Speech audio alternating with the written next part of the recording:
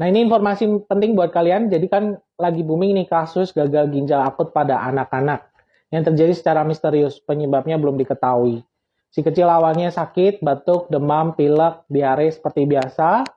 Tapi akhirnya berujung dengan kondisi gagal ginjal akut. Penurunan fungsi ginjal yang terjadi secara signifikan. Ditandai dengan menurunnya produksi urin si kecil. Bahkan dalam 24 jam nggak kencing sama sekali. Kasus ini juga sudah ada di Indonesia, bahkan per tanggal 18 Oktober kemarin kasusnya sudah naik jadi 192 kasus. Sampai-sampai mungkin kalian juga sudah baca tentang berita ini kemarin naik ya per tanggal 18 Oktober.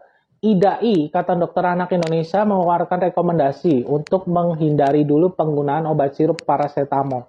Kenapa sih? Padahal paracetamol sirup ini kan sudah dari dulu kita kenal sebagai penurun demam, yang udah dipakai dari dulu. Jadi rekomendasi itu keluar atas dasar temuan kasus ini ya, di mana puluhan anak yang meninggal akibat gagal ginjal akut di Gambia di Afrika itu, ternyata setelah ditelusuri, salah satu pemicunya adalah penggunaan obat sirup batuk yang sudah terkontaminasi oleh bahan kimia etilen glikol dan juga dietilen glikol. Nah, ini beberapa merek obatnya yang diduga sebagai pemicu ya, kasus di Gambia itu tadi. Obat-obat ini adalah produksi dari farmasi India. BPOM sudah merilis kalau obat-obat ini tidak ada di Indonesia, tidak terdaftar di Indonesia, dan tidak diedarkan di Indonesia. Jadi sebenarnya ya nggak perlu khawatir juga.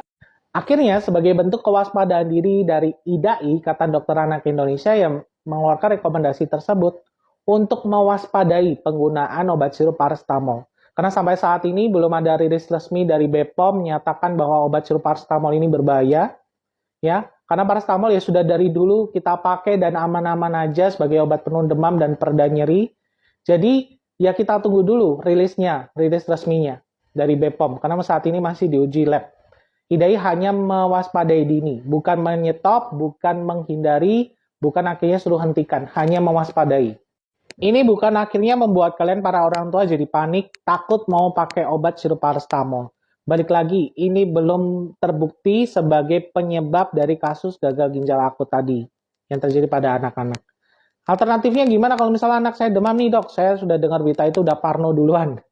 Ya sebenarnya kalian bisa redakan dulu demam si anak dengan mengompres air hangat. Atau bisa juga menggunakan obat penurun demam paracetamol selain sirup kalau misalkan memang kalian masih waspada banget. Misal obat tablet yang digerus, yang sudah disesuaikan dosisnya, dijadikan puyer. Atau bisa juga gunakan paracetamol sup yang dimasukkan melalui dubur. Ingat ya Mams, ini jangan panik dulu, kita tunggu update-nya lagi.